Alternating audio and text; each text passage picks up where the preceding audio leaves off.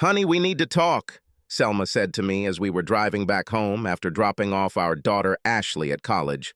We'll be home in Rocky Mount, North Carolina in an hour, so we'll have plenty of time to talk. It was an uncomfortable ride, though. Yes, I think we should, I replied. I knew what she was going to say. You still haven't fully forgiven me, even after 8 years.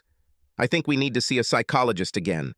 We should be able to put this behind us and look forward to our future, growing old together, traveling and spoiling future grandchildren. I was thinking about this trip home. I've been thinking about this for the last 8 years, shortly after that fateful day. The day I found out that my wife was cheating on me. It was in the spring, 8 years ago. I was running some errands for work when out of the corner of my eye I saw something bright yellow.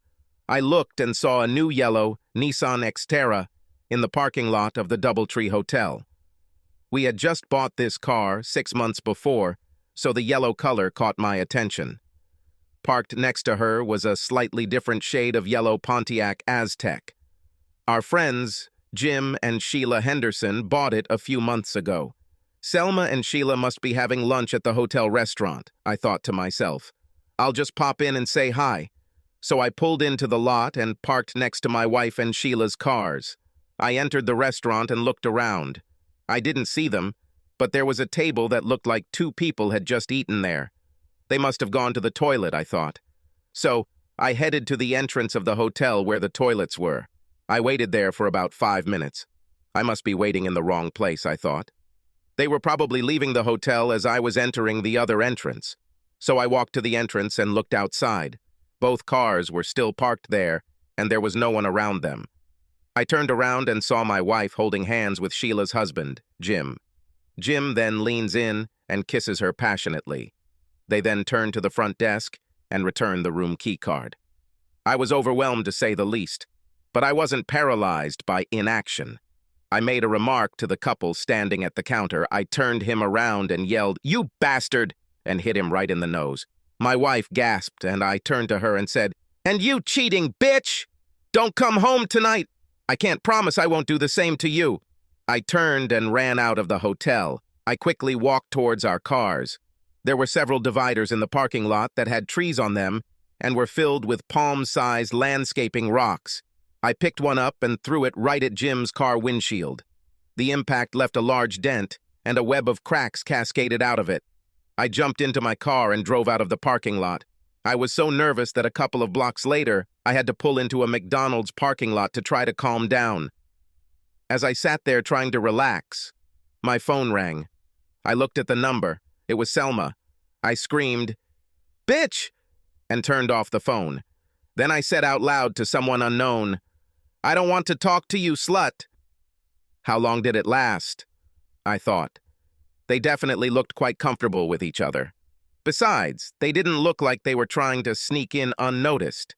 Their willingness to kiss while standing at the reception desk was telling enough to know they'd been fooling around for quite some time. I should have told Sheila. She needed to hear it from me before Jim or Selma tried anything. I turned on the phone again, and there were already 3 messages. I ignored them and called Sheila. She was a homebody and only worked part-time at the library while her children were in school. I hope she had a day off today, or at least she can answer the phone. "I was lucky," she replied. "And how do I tell her that her husband is a cheating snake? I've always been somewhat of a straight person, so I did the straight thing." "Oh, hi, Kurt." Then she asked, "How can I help you?" She was in her work mode, and so this expression just came naturally. "Sheila, I don't know how to tell you this, but I just caught Jim and Selma checking out of the hotel. They were very affectionate, so I have no doubt that they cheated on us." She gasped and said, "Not again." "Well, he just screwed himself to the wall." "Wow, that wasn't the answer I was expecting." I said in confusion. "It's not the first time. In fact, as far as I know, this is the 3rd time. After the last one, I was drawn up post-marriage agreement, and we both signed it. Any deception by either of our parties meant that the scammer walked away with nothing and had to contribute to household expenses and pay child support based on a percentage of income at that time. He will pay the mortgage, child support, and spousal support. He screwed up. I knew it would happen again. but he begged me. He didn't want to be a part-time dad. Well, that's who he will be now. She was furious. However, I could tell she probably thought about it a lot the first 2 times. When she mentioned children, it got me thinking. Our children, Jason and Ashley, were the same age as Sheila and Jim's children, Ethan and Emily. They were 12 and 10 years old, respectively. I knew I wanted a divorce, but I also knew I didn't want to be a part-time dad. Sheila then asked, "How are you, Kurt?" Honestly, I kind of went numb. I don't know what to think or what to do. I think I'll need to talk to a lawyer and see what my options are. I hate to say it, Kurt, but Selma will probably get custody of the kids and the house. You'll be a part-time dad. I know you love your children. Maybe you and Selma can work things out. I don't know. I'm just so angry right now that I can't even imagine how I'll end up in the same room with her. Believe me, I know. I was in this state. I can't say I'm numb to it, but having been through it twice, I'm not surprised and therefore not as emotional about it. But I'm going to throw it on the coals.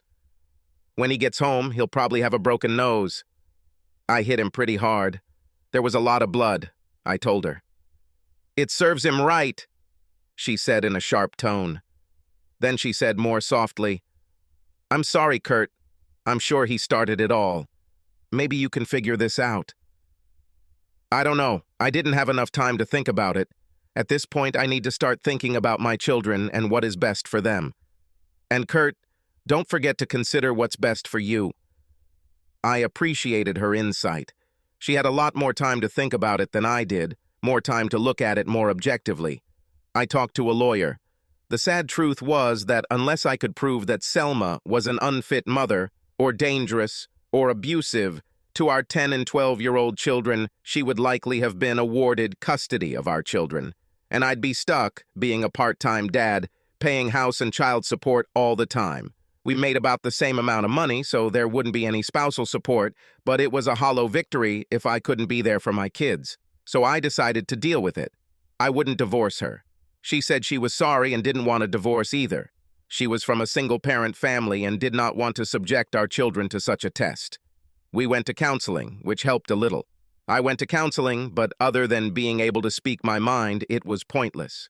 3 years later, we went to counseling again because our marriage was not the same as before. No fuck, of course not. I still had trust issues. Her job didn't help with that. I was a chemist at Pfizer, and she was a sales representative, also at Pfizer. She was on the road most of the time and also attended conventions. In my opinion, she had every opportunity to deceive me. How did I know this wasn't true? Obviously, our marriage has never been the same. I decided in advance that the day we took Ashley to college, I would begin divorce proceedings. Now, 8 years after that fateful day, we were driving home after dropping off our daughter. Today was that day. Today was the day I was supposed to make a phone call to speak with a lawyer. She said, "Honey, we need to talk." Little did she know that I decided we needed to talk 8 years ago. Now that the children were gone, there was no reason to continue this deception. I have thought about this day many times. "Selma," I'll say, "I'm filing for divorce." I looked at Selma. She was still pretty, but the age lines were beginning to show that she was 45 years old. "Kurt," she said hesitantly, "I'm filing for divorce." What the fuck? I thought. She's stealing my thunder. I should be the first to drop the bomb on her. Now she's telling me she's filing for divorce? I regrouped. "Be calm," I told myself. "Okay," I said out loud without emotion. Disappointment was written all over her face. I don't think she expected my reaction like that. At least I surprised her with something. What? She thought I would beg her that we could work this out, that I will try harder, go to counseling more often, that after more than 20 years of marriage I won't want to give up? She looked at me. She could see from the expression on my face that I felt the same way, that this marriage died 8 years ago. He just hasn't been declared dead yet. Then she said, "I was offered a position as a sales manager at Bristol-Myers Squibb in Atlanta. I'll be moving there in about 6 weeks. So she had been planning this for a while, too. I probably could have seen this coming. The last 8 years have not been perfect by any means. It took me almost 9 months to get to the point where I could have sex with her. And that's what it was. Sex. The emotional love connection we once shared has all but disappeared. I know it's all because of me, but she was the reason for it. The woman I loved unconditionally broke my trust. How could she do this to our family? She did this to our family. This wasn't just done to me. It forever changed the way our family would view life and relationships. Selma did not return home that fateful night. I never asked her where she was staying or with whom. I have to believe that unless she felt extremely guilty, she was staying at the DoubleTree Hotel. Why not? The room has already been paid for. I know from talking to Sheila that Jim returned home acting as if nothing had happened. He said he tripped while walking up the stairs and hit his nose on one of the steps. He also had 2 black eyes from the blow. She told him, "Grab your shit and get the hell out." He tried to deny everything, saying, "Nothing happened." Sheila knew better. When he tried to fight the post-nuptial agreement, I told Sheila to subpoena Selma to testify that they had indeed had sex on multiple occasions. Selma also tried to deny it at first, but I told her that if she thought I was so stupid, then we would get a divorce right away. She didn't want to do that to Ashley and Jason. She wanted them to grow up in a family with both parents. I told her, "You either admit your guilt to the judge, or we have no chance of reconciliation." Jim was furious that Selma had turned her back on him, but I told him, "The man admits his mistakes. Are you a man, Jim, or are you a piece of shit? A vile bastard?" Needless to say, we haven't spoken to each other since. He actually moved to Des Moines, moving with his job. So, he wasn't even a part-time father, he was an absentee father. He almost never visited his children. Our children knew something was wrong, but they adjusted to the new normal. I was not physically or verbally abusive towards their mother. I just didn't show her my love like I did before. Kurt, if I thought we still had a chance, I would have stayed and tried to make it work. Now that there are no children, only you and I are left, and you no longer love me as much as before, this will be the most correct thing, Selma said. I understand, I said. This was true. But how could a husband love his wife as before if she did not love him enough to reject another man's advances?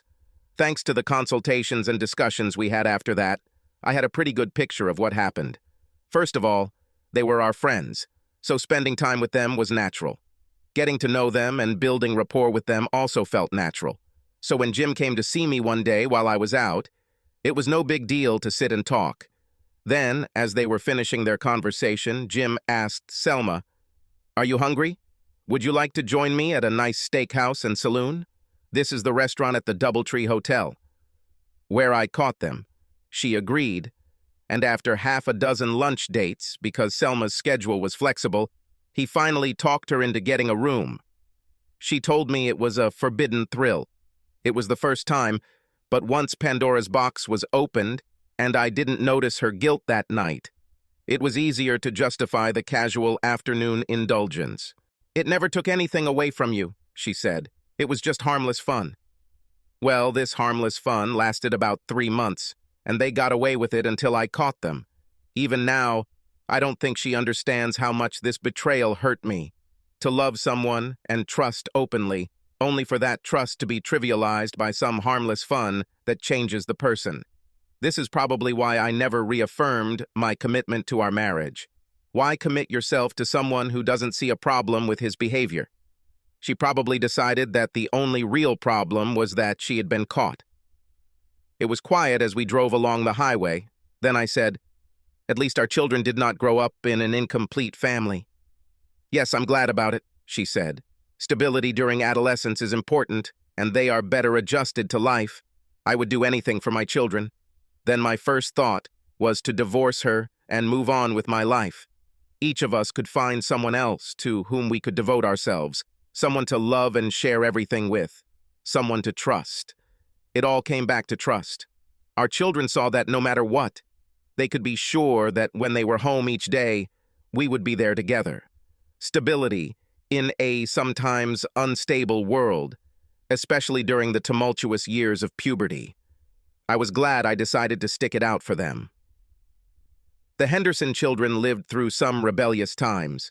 Since Sheila was a single mother and their father was absent, it was not easy for them.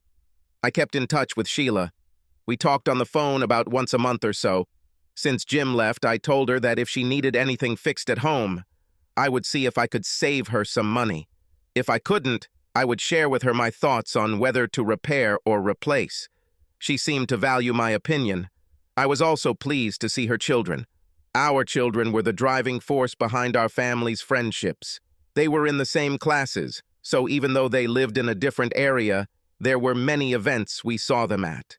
I wish we had never started meeting them socially so Selma and I wouldn't be in this situation.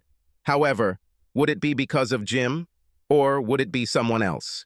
I'd like to believe it was Jim, which would at least give me some faith in the woman I love. I say love, not loved, because I still love her, just not as much or in the same way as before. It's strange how you define or set parameters for this.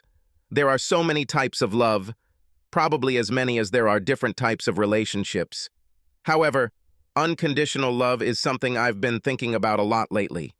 Does such a thing even exist? You could say that you love someone unconditionally, like your children.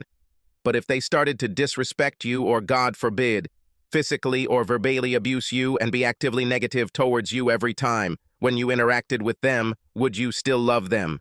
What if they told you, "We never want anything to do with you again," and cut you out of their life? Will you still love them unconditionally? Luckily, this is not something I have to agonize over. My relationship with my children is very strong. As if reading my thoughts, Selma said, "I'm glad that we have good children who love us. They have grown into wonderful adults and will one day become wonderful parents, and we will become grandparents." "That's true," I said.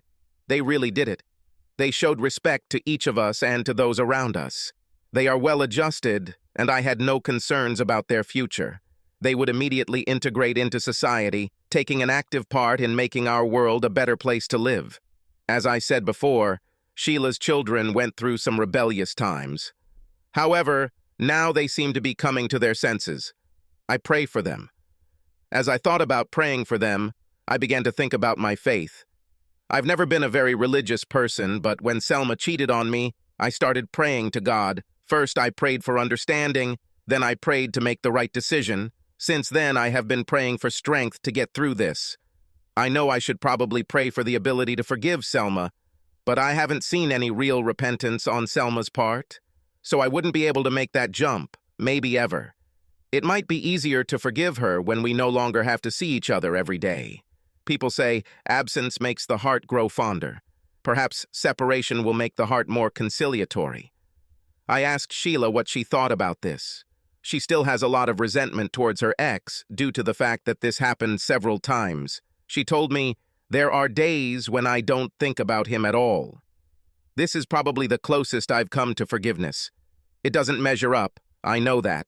But fool me once, shame on you. Fool me twice, shame on me. Fool me 3 times, I'm just a fool. I wasn't scammed 3 times, but I was scammed for 3 months. This makes the guy doubt his powers of observation. This is probably another reason why I had a hard time trusting Selma after she cheated on me. If she did it again, what would I do? How was I supposed to know? That's why, as I sit here heading home, I'm thinking about how to trust again not only Selma, but any woman who may appear in the future. Once bitten, twice shy. So goes the saying. I know myself, and this expression will definitely become part of my personality in the future. Just another piece of my luggage that I will probably carry with me for the rest of my life. We will need to decide what to do with the house and everything in it, Selma said. They will put me in a furnished apartment for 6 months until I get settled, so I won't need any furniture, although I may need some when I get my own place. Some furniture. The whole house was filled with things she simply had to have. She could take it all for all I care. It will just be a reminder of her after she's gone. I didn't want this. What I wanted was to forget her. If I could forget her, I could forget what she did. We never forget, do we? I thought to myself. She will always be there, somewhere in the back of my mind. You can take everything. I don't want any of this, I said rather sharply. It was the first real emotion I expressed during the entire trip. Don't you want anything? She asked in a surprised tone. No. I'm starting all over again. with a clean slate, with a new canvas, to paint a different picture, I told her. Out of the corner of my eye, I saw sadness on her face. Do you hate me that much? She asked. No, I still love you. I will always love you in some way. But this chapter of my life is almost over. Time to start a new one, I declared. What about the children? She asked. Oh, they'll be there. In fact, they will be an important part of the new chapter, hopefully having children of their own soon. I intend to spoil my grandchildren, I said. It would be great to have grandchildren. I cannot wait. But first, they both need to finish college and find true love, she said. True love, I thought to myself. Does such a thing exist? Do we have kindred spirits? I thought Selma was my true love and my soulmate for life. It turned out that she had only been like this for about 15 years. Perhaps she never was like that.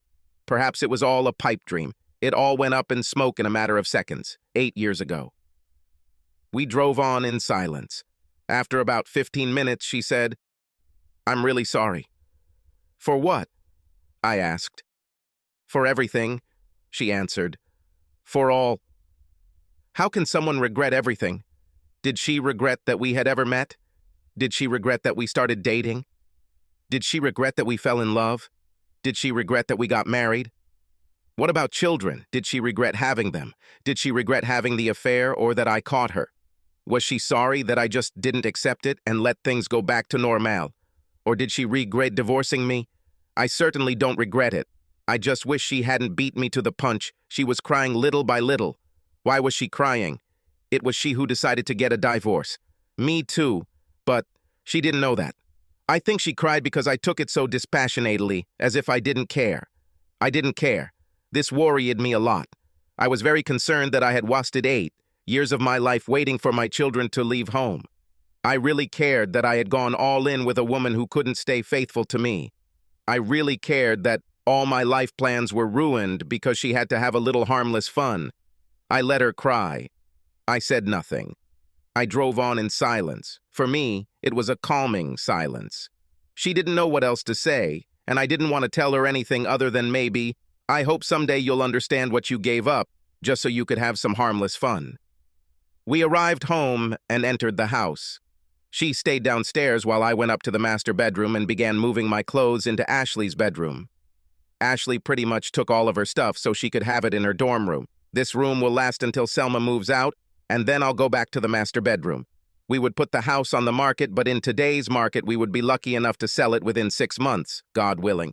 We took out a home equity loan last year before the property market crashed, so we'll be lucky to get what we owe from him. At least the children's education was funded for at least the next couple of years. Selma was in the kitchen, preparing dinner, I suspect. I was almost done moving all my stuff when she came upstairs. What are you doing? She asked dejectedly. She saw perfectly well what I was doing. I'm moving my things to Ashley's room, I said matter-of-factly. She looked at me and then asked a stupid question. Why? I turned away to put the last socks in the dresser and just looked at her. You didn't have to do that, she said. We could spend the next 6 weeks in the same bed. It will be best this way, I said without any emotion in my voice. Nothing should change, she said. We could still act like a normal married couple. For the last 8 years, we have not been an ordinary married couple. Of course, there were times when we laughed, had fun, and did what every married couple does. There were even good times during these years. There were times when I didn't even think about betraying her, but whenever we started doing something physical and sexual, the memories always came back. Our lovemaking was good, but it was never great after that. Deep down, I've always held back. I'm sure she felt it too. Selma, I said, in 6 weeks you will leave, but to tell the truth, you left me 8 years ago. I know it hurts. I saw it in her face. If she had any doubts about her decision to divorce, they are now gone. She knew I had no reservations. It was the right decision for both of us. She hesitated, turned, and then said, Dinner will be ready in about 15 minutes. The next 6 weeks were filled with packing. We spoke with a realtor about selling our house. He said that in the current market, a sale could take up to 6 months or more.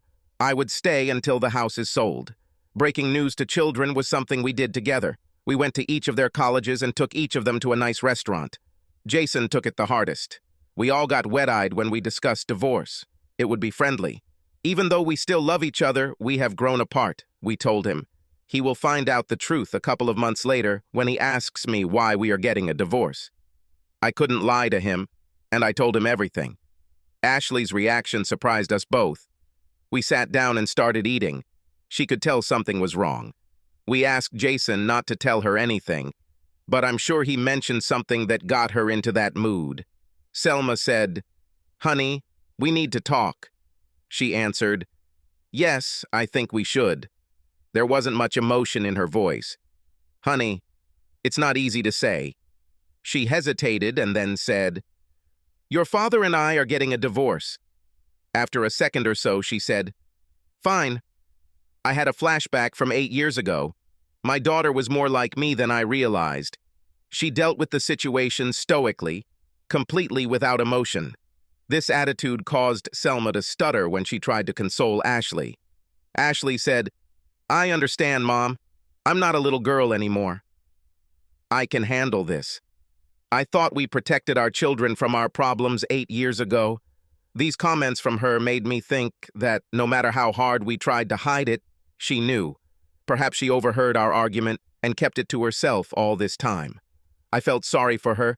She shouldn't have had to worry about the problems we were having at such a young age. The rest of the meal passed in a somber mood. She really seemed to agree with all of this. We were the ones who had a hard time dealing with our daughter's reaction. The day came when Selma left for Atlanta.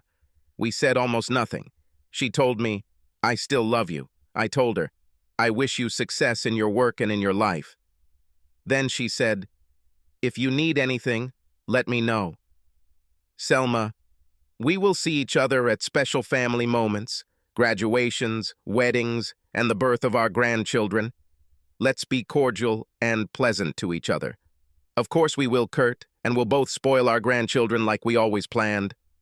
I smiled and said, "I know that we will do so." She smiled at this too.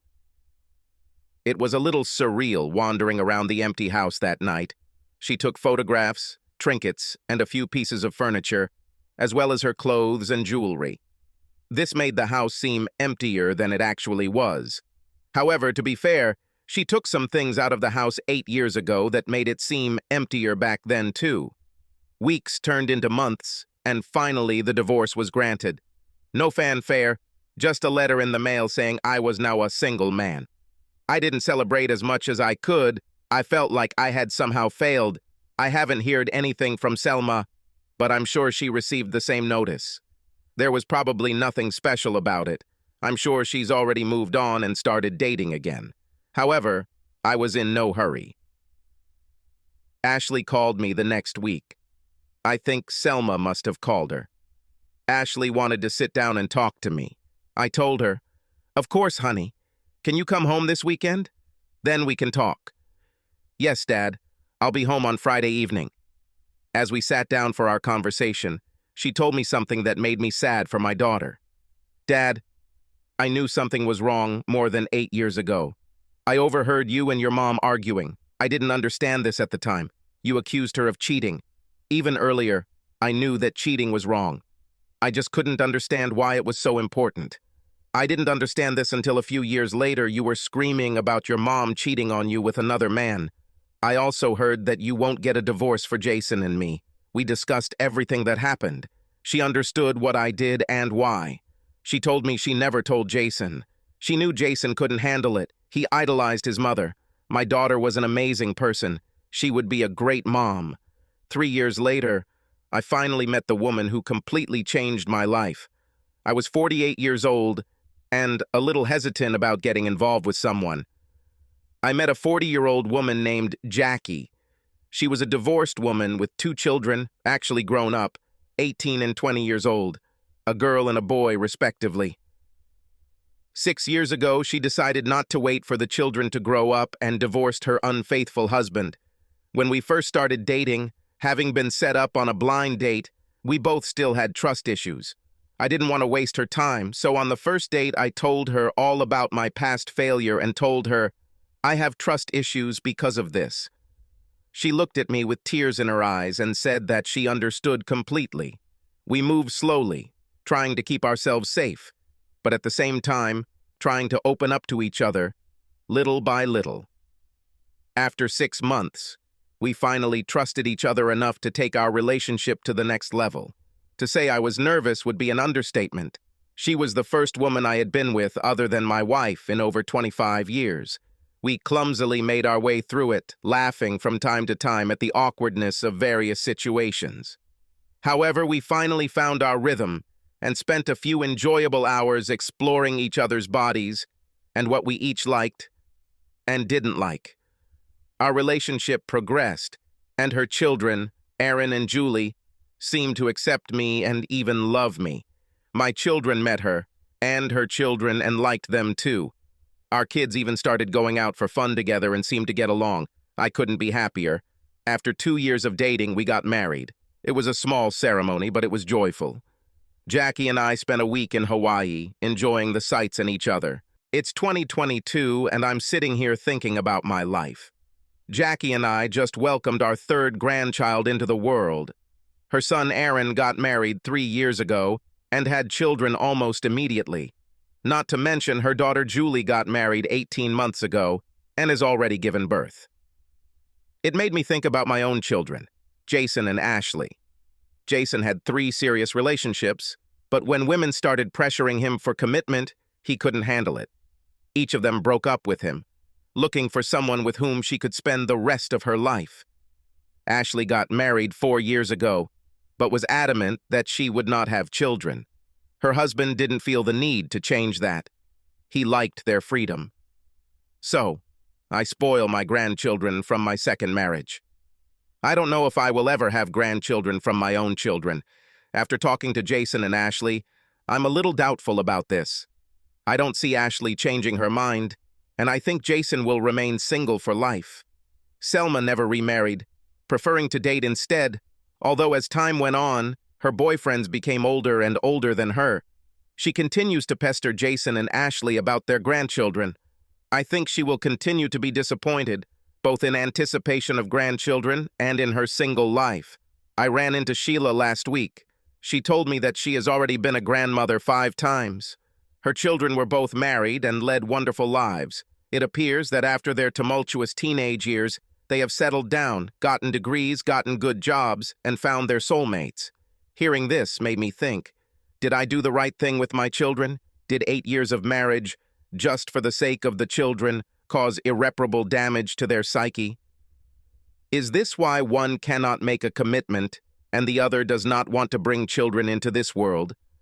I just don't know, but one thing keeps coming back to me. This is what Sheila said on that fateful day. I said, at this point, I need to start thinking about my children and what is best for them.